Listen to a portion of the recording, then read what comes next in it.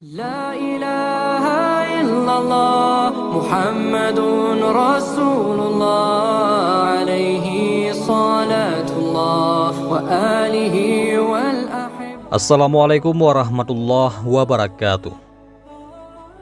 Pada kesempatan yang berbahagia ini, kita akan melanjutkan cerita tentang kisah perjalanan hidup Rasulullah Muhammad SAW. Sirah Nabawiyah bagian 11. Namun sebelum lanjut, marilah kita sukai video ini, komen, dan berlangganan, serta bagikan video ini agar bermanfaat bagi kita semua. Terima kasih. Tindakan bengis Abu Lahab. Sepeninggalan Abu Thalib, Abu Lahab terpilih sebagai ketua Bani Hashim. Segera setelah ia terpilih, Abu Lahab menyatakan melepas perlindungan terhadap diri Rasulullah SAW dengan memberikan pengumuman secara terbuka di pasar Ukaz dan di Ka'bah. Ini adalah tindakan yang amat kejam, sampai Rasulullah sempat minta perlindungan dari keluarga selain Bani Hashim. Bani Hashim adalah satu di antara sekian banyak kabilah. Pemimpin sebuah kabilah dipilih karena bijak, berani, dan tegas. Pemimpin kabilah menduduki kedudukan terhormat. Pemimpin kabilah biasanya dipilih setelah berusia 40 tahun. Dalam pertempuran, kaum muda berjuang di garis depan melindungi pemimpin kabilah dan sesepuh di garis belakang. Cara Rasulullah berdakwah. Ada 6 cara yang dilakukan Rasulullah SAW untuk berdakwah. Yang pertama, mengumpulkan orang. Yang kedua, mendatangi tempat-tempat pertemuan dan keramaian. Yang ketiga, mendatangi kota-kota lain. Yang keempat, menugasi setiap muslim untuk berdakwah. Yang kelima, menugasi muslim pilihan untuk mengajar. Dan yang keenam, mengirimkan surat dan utusan kepada para raja dan pemimpin. Berdakwah ke Taif. Rasulullah SAW berdakwah ke Taif pada tahun 10 kenabian. Taif terletak 100 km sebelah tenggara Mekah. Taif adalah kota pegunungan dengan ketinggian hampir 2000 meter di atas permukaan laut. Taif adalah kota dagang dengan hasil bumi dan perkebunan buah seperti anggur. Rasulullah SAW mencoba mengalihkan dakwah langsung keluar kota Mekah. Bersama Zaid bin Haritsah, Rasulullah pergi ke kota Taif. Tiba di kota itu, Rasulullah menemui 3 orang pembesar kota dan menawarkan Islam kepada mereka. Apa tanggapan mereka? Bahkan akan kusobek-sobek selubung Ka'bah untuk membuktikan bahwa demikian tidak percayanya aku padamu, ujar seseorang. Mendengar temannya bicara seperti itu, yang lain tersenyum mengejek sambil berkata, "Apakah Tuhan tidak mendapatkan orang yang lebih baik daripada kamu? Kalau engkau seorang nabi, pastilah engkau terlalu mulia untuk menjadi teman bicaraku. Kalau bukan, maka engkau terlalu rendah untuk kulayani." Rasulullah SAW meminta 3 pembesar Taif, yaitu Mas'ud, Abdu Yail, dan Habib, untuk tidak mengumumkan kepada masyarakat penolakan mereka terhadap beliau. Akan tetapi, ketiga pembesar itu tidak mengabulkan permintaan Rasulullah SAW. Mereka malah menghasut agar para pemuda mengolok-olok Rasulullah. Mereka keluar dan berteriak kepada orang banyak, "Wahai penduduk Taif, lihatlah orang ini.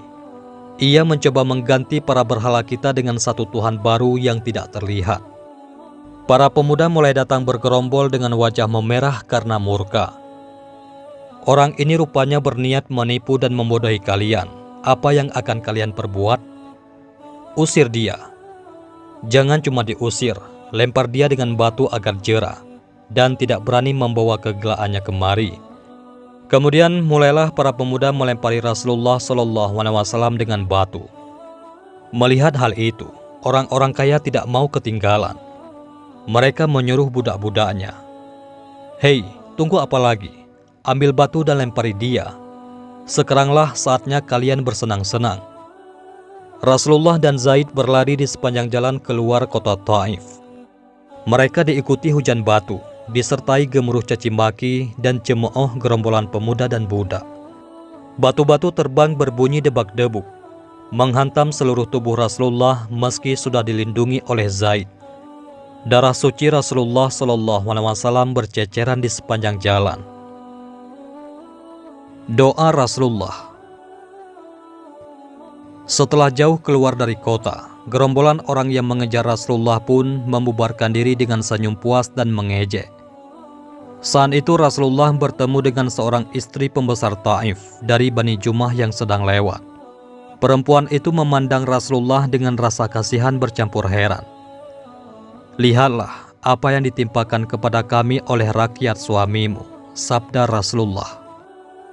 Mendengar orang Taiflah yang menganiaya beliau, perempuan itu berlalu dengan perasaan takut jika diketahui orang bahwa ia menunjukkan belas kasihan kepada Rasulullah. Untuk melepas lelah dan membasuh luka, Rasulullah dan Zaid berlindung di sebuah kebun anggur milik Utbah dan Syaibah. Keduanya adalah anak Rabi'ah, yakni seorang pembesar Quraisy. Saat itu, keluarga Rabi'ah memperhatikan Rasulullah dari jauh, tetapi mereka tidak berbuat apapun. Setelah nafasnya kembali normal, Rasulullah mengangkat kepala dan menengadah ke langit. Beliau memanjatkan doa yang amat mengharukan. "Allahumma ya Allah, kepadamu juga aku mengadukan kelemahanku, kurangnya kemampuanku, serta kehinaanku di hadapan manusia. Oh Tuhan Maha Pengasih Maha Penyayang, Engkaulah pelindungku. Kepada siapa hendak Engkau serahkan aku? Kepada orang jauh yang berwajah muram kepadaku, atau kepada musuh yang akan menguasai diriku? Asalkan Engkau tidak murka kepadaku, aku tidak peduli, karena sungguh luas kenikmatan yang Engkau limpahkan kepadaku. Aku berlindung kepada nur wajah-Mu yang menyinari kegelapan dunia dan akhirat. Janganlah kemurkaan-Mu menimpaku. Kepadamulah aku menghamba sampai Engkau puas sesuai kehendak-Mu. Tiada yang lebih kuat dan kuasa daripada-Mu." Di kebun anggur. Melihat penderitaan yang begitu buruk dialami Rasulullah, Utbah dan Syaibah merasa iba. Mereka menyuruh seorang budak mereka untuk memberikan buah anggur kepada Rasulullah. Rasulullah SAW menjulurkan tangan untuk mengambil anggur seraya mengucap, "Bismillah." Budak itu terkejut keheranan mendengar ucapan itu. Kata-kata itu tidak pernah diucapkan oleh penduduk negeri ini, ujar sang budak. Kemudian Rasulullah SAW bertanya kepada sang budak, siapa namanya dan dari negeri mana dia berasal, serta apa agamanya. "Namaku Addas. Aku berasal dari Niniveh di Mesopotamia. Aku beragama Nasrani." Rasulullah kemudian berkata lagi, "Dari negeri baik-baik, Yunus bin Matta." Dengan rasa heran yang lebih besar daripada sebelumnya, Addas bertanya, "Dari mana Tuan tahu nama Yunus bin Matta?" "Dia saudaraku," jawab Rasulullah. "Dia seorang nabi, dan aku juga seorang nabi." Mendengar itu, hati Addas dipenuhi rasa haru yang menyengat. Tanpa berkata apa-apa lagi, dia mencium kepala, tangan, dan kaki Rasulullah SAW. Utbah dan Syaibah memperhatikan hal itu dengan heran. "Lihat, ia merusak budakmu," kata Syaibah. Ketika Addas kembali, mereka bertanya dengan marah, "Mengapa pula engkau cium kepala, tangan, dan kaki orang itu?" "Itulah laki-laki yang paling baik di negeri ini," jawab Addas. "Ia mengatakan sesuatu yang hanya diketahui oleh para nabi." Utbah dan Syaibah saling pandang sebelum berkata dengan keras, "Addas, jangan sampai orang itu memalingkan engkau dari agamamu. Agamamu itu lebih baik daripada agamanya." Saat paling getir. Malaikat Jibril dan malaikat penjaga gunung menawarkan diri untuk menghancurkan Taif. Namun Rasulullah SAW menolak. Rasulullah bahkan mendoakan kebaikan bagi penduduk Taif.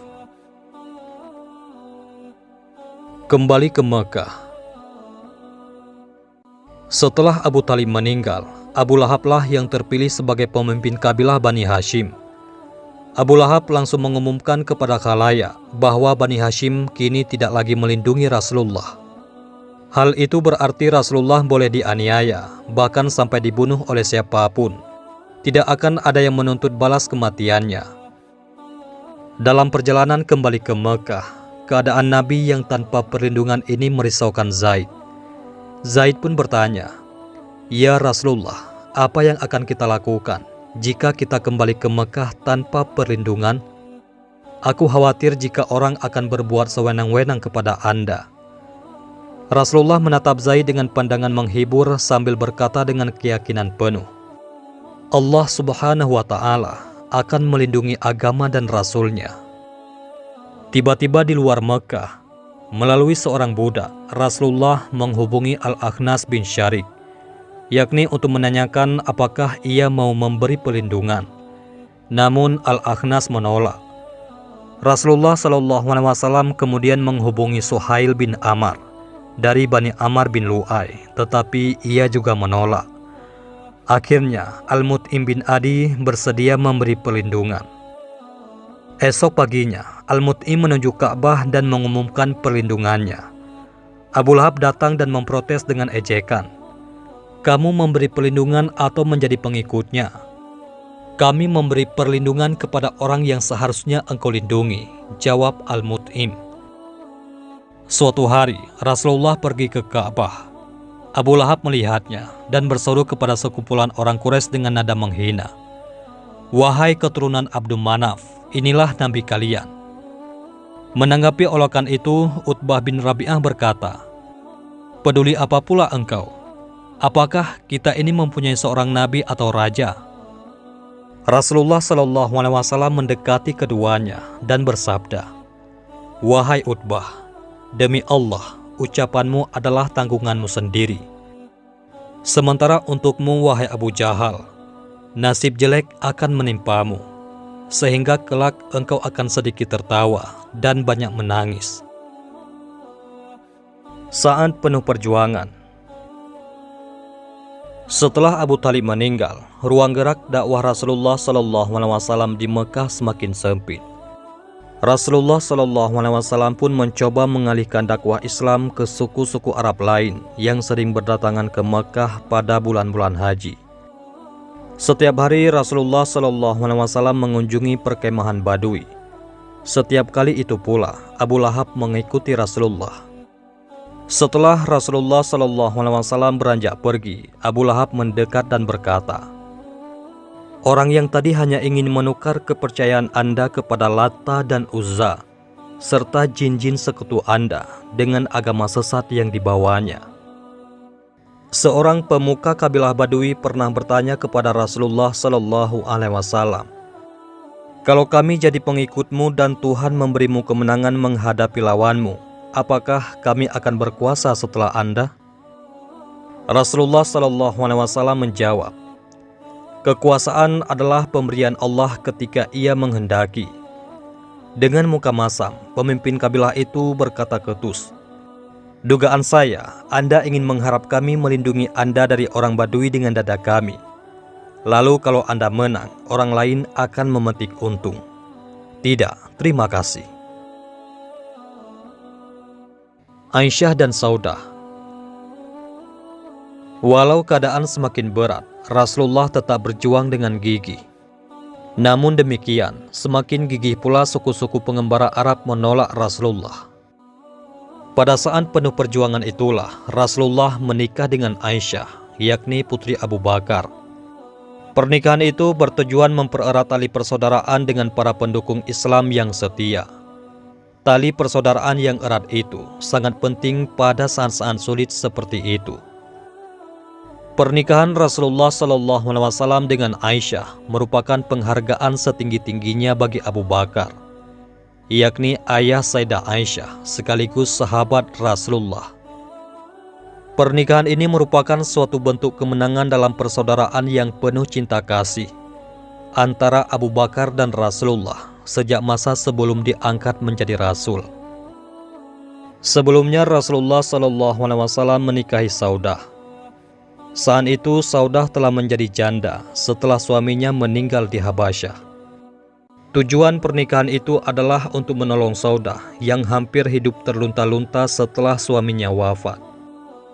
Saudah adalah wanita yang pertama dinikahi Rasulullah sepeninggalan Sayyidah Khadijah. Setelah berduka ditinggal Abu Thalib dan Sayyidah Khadijah, kesukaran yang dihadapi Rasulullah bertambah. Dengan semakin kerasnya orang Quraisy memusuhi Rasulullah. Pada saat itulah Allah menghibur Rasulullah dengan sebuah perjalanan luar biasa yang tidak pernah kita temui lagi kedahsyatannya dalam sejarah. Isra. Pada suatu malam yang hening, malaikat Jibril mendatangi Rasulullah. Wajahnya putih berseri dan berkilau seperti salju. Demikian heningnya saat itu, sampai tidak terdengar suara burung malam, gemerici air, dan siulan angin. Hai orang yang sedang tidur, bangunlah, sapa malaikat Jibril. Rasulullah SAW kemudian bangun. Saat itu Rasulullah sedang tidur di rumah sepupunya, yakni Ummu Hani binti Abu Thalib. Jibril membawa Burak ke hadapan Rasulullah SAW. Burak adalah hewan yang bentuknya lebih kecil dari kuda, tapi lebih besar dari keledai, dengan sayap di kedua sisi tubuhnya. Warnanya putih, setiap kali ia melangkah, jauhnya sama dengan jarak pandang. Setelah Rasulullah SAW naik ke punggungnya, Burak pun meluncur seperti anak panah. Sedangkan malaikat Jibril terbang mengiringi dalam jarak yang dekat sekali. Mereka terbang melintasi padang-padang pasir menuju ke utara. Ifrit. Dalam perjalanan Isra, satu Ifrit mengejar Rasulullah SAW sambil membawa obor. Ifrit adalah bangsa jin yang amat jahat. Malaikat Jibril mengajarkan sebuah doa kepada Rasulullah yang membuat obor Ifrit padam dan Ifrit tersungkur jatuh. Akhirnya Rasulullah SAW tiba di Baitul Maqdis, Yerusalem, Palestina. Di atas Baitul Maqdis, Rasulullah bertemu Nabi Ibrahim, Nabi Musa, dan Nabi Isa alaihimussalam. Ketiga Nabi mulia itu ditemani Nabi-Nabi lain. Rasulullah SAW kemudian memimpin sholat semua Nabi dan Rasul. Selesai sholat, dibawakan ke hadapan Rasulullah 3 buah bejana. Satu berisi khamar, satu berisi air, dan satu lagi berisi susu. Mi'raj. Rasulullah SAW mendengar sebuah suara berkata, kalau ia mengambil air, ia akan tenggelam dan begitu juga umatnya. Kalau ia mengambil khamar, ia akan tersesat dan begitu pula umatnya. Kalau dia mengambil susu, ia akan dibimbing dan begitu juga umatnya. Oleh karena itu, Rasulullah mengambil bejana berisi susu dan meminumnya dengan menyebut nama Allah. Malaikat Jibril pun berkata kepada Rasulullah, Anda telah diberkati dan begitu pula umat Anda, wahai Muhammad. Setelah itu, beliau dibawa naik sampai ke langit. Tangga dipancangkan di atas batu Yakub. Mi'raj berarti tangga. Saat naik ke langit, Rasulullah meniti Mi'raj, bukan lagi menaiki Burak. Burak menunggu di bawah, ditambatkan di pintu Baitul Maqdis. Oleh malaikat Jibril, tangga ini diletakkan di atas batu besar dan ujungnya terus menjulang sampai ke langit. Dengan tangga itu, Rasulullah naik ke atas langit berlapis 7. Setiap tingkatan langit dijaga oleh malaikat agar tidak ada setan yang bisa mencuri dengar rahasia-rahasia langit. Di langit pertama, Rasulullah melihat semua malaikat tersenyum, kecuali satu saja. Rasulullah SAW bertanya kepada Jibril. Lalu Jibril menjawab bahwa itu adalah Malik, malaikat penjaga neraka. Rasulullah SAW bertanya lagi kepada malaikat Jibril, bisakah engkau memerintahkannya untuk memperlihatkan neraka? Ya Malik, perlihatkanlah neraka kepada Muhammad. Lalu malaikat Malik mengangkat penutup neraka, dan api berkobar tinggi sampai Rasulullah mengira bahwa ia akan membakar segalanya. Illiyin dan Sijjin. Illiyin adalah nama suatu tempat di surga tertinggi. Sementara itu, Sijjin adalah tempat yang terletak di bawah neraka jahanam. Rasulullah SAW meminta agar malaikat Jibril untuk memerintahkan malaikat Malik mengendalikan kobaran api yang sangat dahsyat itu. Malaikat Malik pun melakukannya dan menutup kembali pintu neraka. Setelah itu, Rasulullah melihat seorang laki-laki sedang duduk melihat ruh-ruh manusia yang lewat di hadapannya. Jika ruh itu baik, ia akan mengucapkan selamat seraya berkata, "Ruh yang baik dari tubuh yang baik." Jika yang lewat itu ruh yang buruk, wajah laki-laki itu jadi keruh sambil berkata, ruh yang jelek dari tubuh yang jelek." "Siapa laki-laki itu, wahai Jibril?" tanya Rasulullah SAW. Malaikat Jibril menjelaskan bahwa itu adalah Nabi Adam yang sedang menilai ruh keturunannya.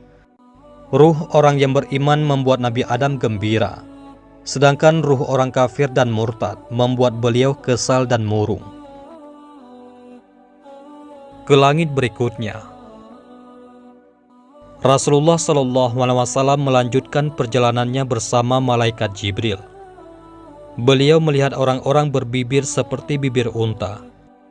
Di mulut mereka ada potongan api berbentuk batu yang mereka telan, lalu keluar lagi lewat duburnya, kemudian ditelan lagi, begitu seterusnya. Siapakah mereka ini? Rasulullah SAW bertanya-tanya. Mereka adalah para pendosa yang memakan harta anak yatim. Setelah itu, Rasulullah SAW melihat orang-orang seperti keluarga Fir'aun. Perut mereka membesar, sedangkan serombongan unta-unta gila menginjak-injak perut mereka di neraka. Orang-orang itu tidak mampu lagi menghindar. "Siapakah orang-orang ini?" tanya Rasulullah. Orang-orang itu adalah para pemakan riba. Mereka biasa meminjamkan uang kepada orang lain, tetapi meminta uang pinjaman itu dikembalikan dalam jumlah yang lebih besar dibandingkan uang yang dipinjam. Setelah itu, Rasulullah SAW melihat orang-orang yang di hadapan mereka ada dua jenis daging. Satu empuk dan lezat, sedangkan yang satu lagi kesat dan busuk. Akan tetapi, orang-orang itu memakan daging yang busuk. "Siapakah mereka ini?" kembali Rasulullah bertanya.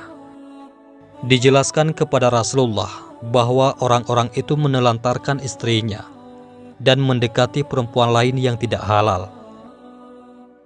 Dalam perjalanan berikutnya, Rasulullah dibawa ke langit kedua. Beliau berjumpa dengan Nabi Isa dan Nabi Yahya, putra Nabi Zakaria. Keduanya adalah saudara sepupu dari garis ibu. Di langit ketiga, beliau berjumpa dengan seorang nabi yang wajahnya begitu tampan seperti bulan purnama. Itu adalah Nabi Yusuf alaihissalam. Di langit keempat, Rasulullah bertemu dengan Nabi Idris yang telah dimuliakan Allah dengan diangkat dari dunia ke tempat yang tertinggi. Di langit kelima, Rasulullah SAW bertemu Nabi Harun, putra Imran. Nabi Harun alaihissalam adalah nabi yang dikasihi kaumnya. "Belum pernah saya bertemu orang segagah dia." Demikian sabda Rasulullah SAW tentang Nabi Harun alaihissalam. Menerima perintah sholat. Di langit keenam, Rasulullah SAW bertemu dengan Nabi Musa alaihissalam. Lalu di langit ketujuh, beliau bertemu dengan seorang laki-laki yang sedang duduk di atas singgasana gerbang surga, Baitul Makmur. Setiap hari 70.000 malaikat masuk lewat gerbang itu dan tidak keluar lagi sampai hari kebangkitan. Belum pernah saya melihat orang yang lebih menyerupai saya. Laki-laki itu ayah saya, Nabi Ibrahim alaihissalam. Kemudian ia membawa saya ke surga, dan di situ saya melihat seorang gadis berbibir merah gelap. Dan saya tanyakan dia, milik siapa ia, sebab ia begitu gembira ketika berjumpa dengan saya. Dan jawabannya, saya milik Zaid bin Haritsah. Kemudian Rasulullah SAW dibawa ke hadapan Arash, sehingga bertemu dengan Allah Subhanahu wa Ta'ala. Segalanya tidak dapat dilukiskan dengan lidah dan di luar jangkauan daya otak manusia. Bertemu dengan Allah yang Maha Agung membuat Rasulullah merasakan kesejukan sampai ke tulang punggungnya. Kemudian rasa tenang dan damai membanjiri perasaan Rasulullah, begitu terasa nikmat. Pada saat itulah Rasulullah Shallallahu Alaihi Wasallam, Allah Subhanahu wa Ta'ala memerintahkan agar setiap Muslim melakukan sholat 50 kali sehari semalam. Begitu Rasulullah Shallallahu Alaihi Wasallam turun dari Arash, beliau bertemu Nabi Musa alaihissalam yang berkata, "Bagaimana engkau mengharap pengikut-pengikutmu akan melakukan sholat 50 kali setiap hari? Sebelum engkau, aku sudah punya pengalaman. Sudah kucoba terhadap Bani Israel sekuat daya. Percayalah, kembalilah kepada Allah Subhanahu wa Ta'ala, minta supaya dikurangi jumlah sholat itu." Kemudian Rasulullah Shallallahu Alaihi Wasallam kembali menemui Allah Subhanahu wa Ta'ala. Kemudian jumlah sholat dikurangi jadi 40 kali setiap hari. Namun Nabi Musa alaihissalam menganggap masih di luar kemampuan orang. Disarankannya lagi agar Rasulullah kembali meminta keringanan. Demikianlah beberapa kali Rasulullah bolak-balik menemui Allah Subhanahu wa Ta'ala, yang sampai akhirnya jumlah sholat ditetapkan menjadi 5 kali sehari semalam. Kemudian Rasulullah Shallallahu Alaihi Wasallam kembali ke bumi dengan menuruni tangga. Burak pun membawa Rasulullah Shallallahu Alaihi Wasallam kembali ke Mekah. Mengabarkan Isra Mi'raj. Menjelang fajar, Rasulullah membangunkan Ummu Hani dan keluarganya. "Ya Ummu Hani," sabda Rasulullah Shallallahu Alaihi Wasallam, "seperti engkau maklum, semalam aku salat malam terakhir bersamamu. Kemudian aku ke Baitul Maqdis dan sholat di sana. Baru saja saat ini kita sholat subuh bersama." Rasulullah Shallallahu Alaihi Wasallam kemudian bangkit, meninggalkan Ummu Hani yang masih terperangah. Ummu Hani tahu beliau akan keluar dan mengabarkan Isra Mi'raj kepada orang banyak. Rasulullah Shallallahu Alaihi Wasallam berdiri dan berjalan ke pintu begitu cepat seolah-olah tidak sabar lagi untuk mengabarkan perjalanan ini. Padahal beliau tahu apa yang akan dikatakan orang Quraisy yang selama ini memusuhinya. Namun semangat Rasulullah Shallallahu Alaihi Wasallam tidak terhalangi oleh hal-hal semacam itu. Rasa khawatir Ummu Hani menggunung seketika. Begitu cepatnya langkah Rasulullah sehingga Ummu Hani terpaksa menarik jubah Rasulullah dengan tergesa-gesa. "Ya Rasulullah, jangan mengatakannya pada khalayak ramai. Nanti mereka akan menuduh engkau berdusta dan mereka akan menghinamu." Rasulullah Shallallahu Alaihi Wasallam tersenyum menenteramkan. "Demi Allah, saya akan tetap mengatakannya." Ummu Hani tidak bisa berkata apa-apa lagi melihat tekad Rasulullah yang sudah demikian kuat. Ketika Rasulullah pergi, dilihatnya beliau dengan pandangan khawatir. Ummu Hani segera memanggil seorang hamba sahayanya, yakni seorang perempuan dari Habasyah. "Pergilah, ikuti Rasulullah dan dengar yang dikatakan kaumnya terhadap beliau." Hamba sahaya itu pun bergegas pergi. Quraisy gempar. Saat itu di dekat Ka'bah telah berkumpul para pembesar Quraisy. Mereka melihat Rasulullah dan Abu Jahal bertanya dengan congkak, "Hai Muhammad, adakah engkau mendapat suatu perkara baru lagi?" "Ya, aku baru mendapat suatu perkara yang baru." "Apa itu? Ceritakanlah." Abu Jahal bersiap mengejek. "Semalam aku pergi ke Baitul Maqdis." Senyum Abu Jahal melebar. "Ke Baitul Maqdis dan pagi-pagi begini sudah kembali tiba di sini?" "Ya, semalam aku pergi ke Baitul Maqdis." Abu Jahal tertawa sambil menggeleng-geleng karena keheranan. "Apakah kamu berani menyatakan hal ini di muka kaumku? Kalau memang berani, saya akan memanggil mereka. Ceritakanlah kepada mereka hal yang telah kamu katakan kepadaku tadi." "Baik, panggil mereka kemari," tegas Rasulullah Shallallahu Alaihi Wasallam. Seketika itu juga Abu Jahal pergi memanggil semua pembesar Quraisy dan orang-orang biasa. Dalam waktu singkat, semua orang berduyun-duyun ke hadapan Rasulullah. "Hai Muhammad," seru Abu Jahal, Katakanlah kepada kaumku sekarang seperti yang kamu katakan tadi kepadaku. Rasulullah SAW pun bersabda, semalam saya pergi ke Baitul Maqdis. Orang-orang terperangah, semua orang yang hadir di situ bersikap seolah-olah kurang jelas mendengarkan kata-kata Rasulullah. Pergi kemana ya Muhammad? Tanya mereka lagi. Semalam saya pergi ke Baitul Maqdis. Seketika itu gemparlah suasana. Suara tawa dan cemooh menggemuruh. Mengalahkan suara-suara itu, Abu Jahal berteriak, Muhammad itu memang selalu mengada-ada dengan ucapannya. Olok-olok makin terdengar riuh. Ada yang mengejek, ada yang tertawa, dan ada pula yang bertepuk tangan. Bagi bangsa Arab, tepuk tangan adalah bukan tanda semangat. Tepuk tangan atau menaruh tangan di atas kepala adalah tanda mengejek dan hinaan bagi seseorang yang kata-katanya dianggap tidak bisa dipercaya. Orang-orang itu memanggil Abu Bakar. Mereka ingin tahu yang akan dikatakan Abu Bakar, yakni orang yang selama ini begitu kukuh kepercayaannya kepada Rasulullah Shallallahu Alaihi Wasallam.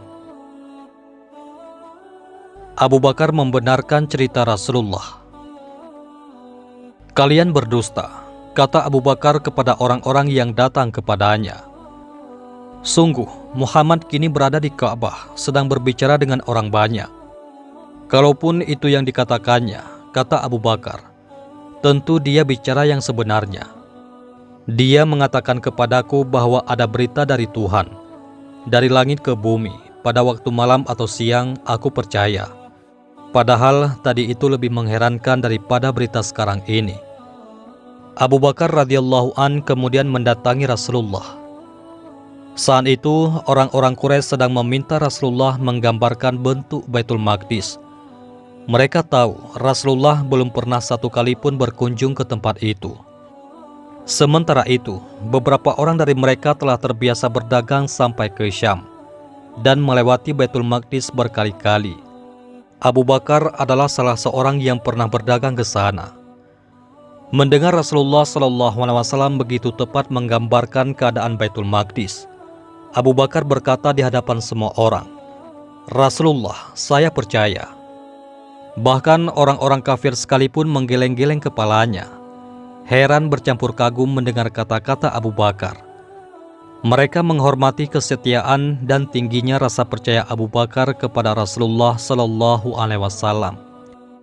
Rasulullah SAW sendiri sangat gembira mendengar perkataan Abu Bakar. Padahal saat itu, semua orang di hadapannya tengah bertanya-tanya, mengejek dan mencaci. Bahkan yang lebih menyakitkan, beberapa orang yang sudah memeluk Islam kembali murtad karena tidak percaya dengan apa yang Rasulullah sampaikan. Sejak saat itu, Rasulullah SAW memberi julukan kehormatan dan kesayangan As-Siddiq kepada Abu Bakar. Artinya adalah yang tulus hati, yang sangat jujur. Bukti dari kafilah. Merasa belum cukup mendengar betapa tepat gambaran Rasulullah tentang Baitul Maqdis, orang-orang Quraisy meminta bukti yang lain. Rasulullah mengatakan bahwa dalam perjalanan beliau melewati beberapa kafilah yang sedang dalam perjalanan menuju Mekah atau ke arah Syam. Rasulullah SAW mengatakan bahwa di salah satu kafilah, seekor unta terjerembab karena terkejut oleh kehadiran burak. Rasulullah SAW juga mengatakan tempat kafilah itu berada. Saya melanjutkan perjalanan, demikian sabda Rasulullah. Sampai tiba di Dajanan, melewati sebuah kafilah Bani Fulan, kutemukan mereka semua sedang tertidur. Mereka mempunyai sebuah guci yang tertutup. Saya membuka tutupnya dan meminum air itu, lalu menutupnya kembali.